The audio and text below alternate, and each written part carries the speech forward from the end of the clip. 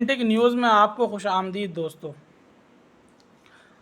مسلم خواتین کو ان کے حقوق سے محروم نہ کیجیے، عبدالغفار صدیقی اس بارے میں کیا کہتے ہیں دیکھیں اس رپورٹ میں۔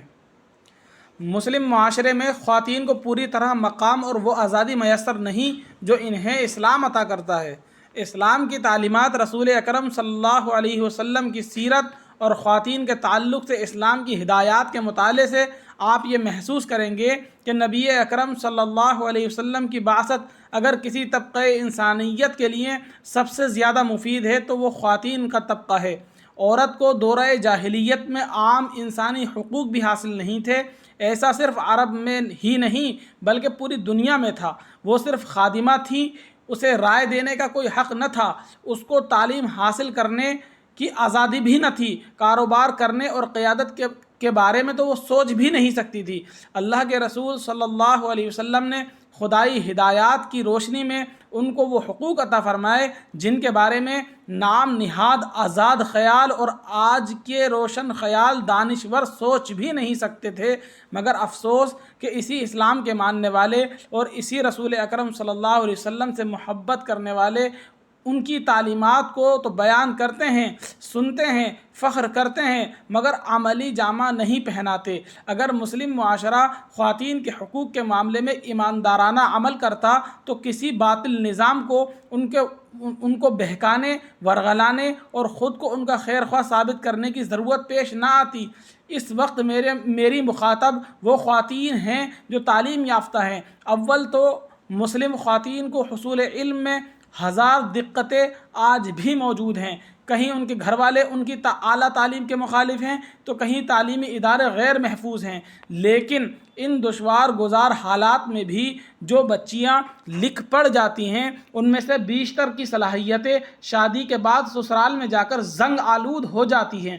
ان کے سامنے ایک مشکل یہ بھی پیش آتی ہے کہ ان کو سوسائٹی میں ان کے لائق لڑکا میسر نہیں ہوتا۔ برادری کی غیر شرعی اور نامعقول خود ساختہ قید بھی انہیں جاہل لڑکوں کی بیوی بننے پر مجبور کر دیتی ہے۔ اگر والدین نے ان کے حصول میں علم میں تعاون کیا ہوتا ہے تو سسرال میں جا کر ان کے خواب چکنا چور نہیں ہوتے۔ یہ ماحول چھوٹے شہروں اور دیہاتوں میں زیادہ ہے۔ میں اپنے ایک رشتہ دار کے یہاں گیا، وہاں ایک خاتون کی گفتگو سے مجھے اندازہ ہوا کہ یہ اعلیٰ تعلیم یافتہ ہیں۔ معلوم کرنے پر انکشاف ہوا کہ انہوں نے MBA کیا ہوا ہے۔ میں نے تو پوچھا تم اپنے علم سے فائدہ کیوں نہیں اٹھاتی؟ اس سے پہلے کہ وہ جواب دیتی ان کے شوہر نے جواب دیا، اللہ کا شکر ہے گھر میں سب کچھ ہے، اسے کمانے کی کیا ضرورت ہے؟ میں نے تو کہا تم نے تعلیم حاصل کرنے کے دوران بڑے خواب دیکھے ہوں گے۔ اس نے کہا بھائی صاحب میں صرف خواب ہی دیکھ سکتی ہوں مگر عملی جامہ نہیں پہنا سکتی۔ بعض دفعہ یہ قید اور یہ صورتحال بغاوت پر آمادہ کر دیتی ہے، جس کے نتیجے میں بڑے شہروں میں اعلیٰ تعلیم یافتہ بچیاں غیر مسلموں سے شادی کر لیتی ہیں۔ یہ ایک مثال ہے اور یہ ایک چھوٹے سے شہر کی بات ہے۔ ایسی ہزاروں نہیں بلکہ لاکھوں خواتین ہیں جو اپنے گھروں میں ہیں اور ان کی صلاحیتیں ملک و ملت کے کام نہیں آ رہی ہیں۔ یہ ایک بڑا اثاثہ ہے جو امت مسلمہ کا ضائع ہو رہا ہے۔ اگر اسے استعمال کیا جاتا تو کئی گنا فائدہ ہو سکتا تھا۔ میں یہ نہیں کہتا کہ مغرب کی نقالی میں ہماری خواتین دفاتر کی زینت بنیں، اپنی نسوانیت کھو بیٹھیں یا حقوق زوجیت ادا نہ کریں یا بچوں کی تربیت سے غافل ہو جائیں، لیکن کیا کسی اسکول میں ٹیچر ہونا یا اپنی بستی کی بچوں کو ٹیوشن اور کوچنگ دینا یا اپنے طور پر آن لائن ترجمہ نگاری کرنا، ڈیزائننگ کرنا، کمپوزنگ کا کام کرنا یا میڈیکل کی تعلیم حاصل کر کے نرسنگ ہوم چلانا یا کلینک کھول کر مریضوں کو دیکھنا، اس میں کوئی دشواری ہے؟ ہر شہر اور ہر بستی میں پرائیویٹ اسکول موجود ہیں۔ مسلم علاقوں میں مسلم مینجمنٹ کے ادارے بھی ہیں۔ بڑے بڑے مسلم تاجر اور کمپنیاں بھی ہیں جو آن لائن کے دور میں گھر سے بھی کام کرا سکتے ہیں۔ آن لائن اخبارات و رسائل بھی ہیں جن میں مضامین لکھے جا سکتے ہیں۔ خواتین خود بھی آن لائن بزنس کر سکتی ہیں، رسائل نکال سکتی ہیں، یوٹیوب چینل بنا کر بہت سی چیزیں دوسروں کو سکھا سکتی ہیں۔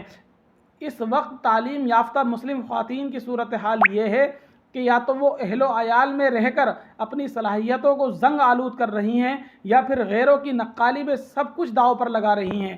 بہت کم بلکہ ہر شہر میں انگلیوں پر گنے جانے والی خواتین ہیں جن سے استفادہ کیا جا رہا ہے۔ یہ ذمہ داری سماج کی بھی ہے کہ وہ اپنے معاشرے کی تعلیم یافتہ خواتین کی صلاحیتوں سے حسب سہولت فائدہ اٹھائیں، اور خود تعلیم یافتہ خاتون کی بھی ہے کہ کسی نہ کسی طرح اپنے علم کو زندہ رکھنے کی بقا کے لیے کوشش کرتی رہے۔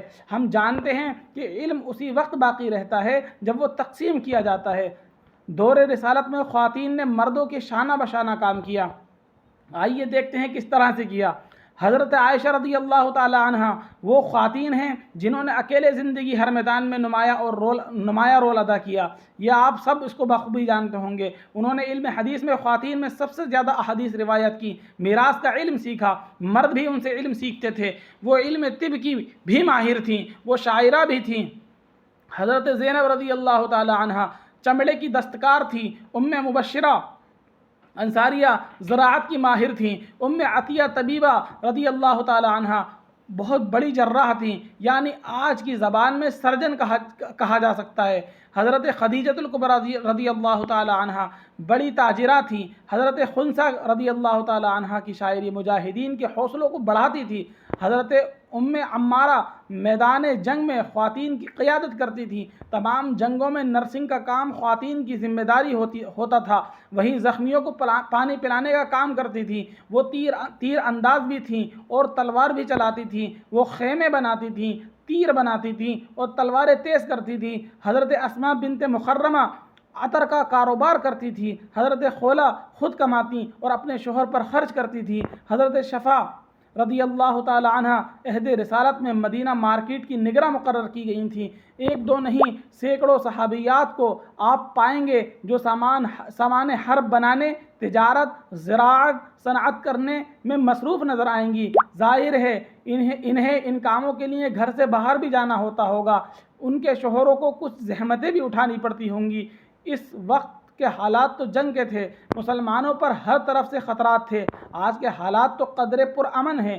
ابلیس اس کی ذریت اس دن بھی تھی اور آج بھی ہے۔ یہ تو ہم سب کی ذمہ داری ہے کہ وہ خواتین کے ٹیلنٹ سے کیسے فائدہ اٹھائیں۔ اگر اس طرح خواتین چار پیسے کمائیں گی تو اپنے اخراجات خود برداشت کر لیں گی، اپنے شوہروں کا ہاتھ بٹائیں گی، مالدار ہوں گی تو غریبوں کی بھی مدد کر سکیں گی۔ یہ کون سا اسلام ہے جو خواتین کی علمی صلاحیتوں سے استفادہ کی راہ میں حائل ہو گیا ہے؟ یہ وہ دین تو نہیں ہے جو ہمیں اللہ اور اس کے رسول صلی اللہ علیہ وسلم سے ملا تھا۔ خدا کے لیے انہیں وہ حقوق دیجیے جو اللہ اور اس کے رسول صلی اللہ علیہ وسلم نے انہیں دیے ہیں۔ ان کی صلاحیتوں سے سماج کو مستفید ہونے کا مواقع تلاش کیجیے۔ جو شوہر اس کام میں ان کا تعاون کریں گے وہ بھی اجر میں شریک ہوں گے۔ علم سے دوسروں کو فائدہ پہنچانا صدقہ جاریہ ہے۔ یہ دنیا میں عزت اور آخرت میں جنت کا مستحق بناتا ہے۔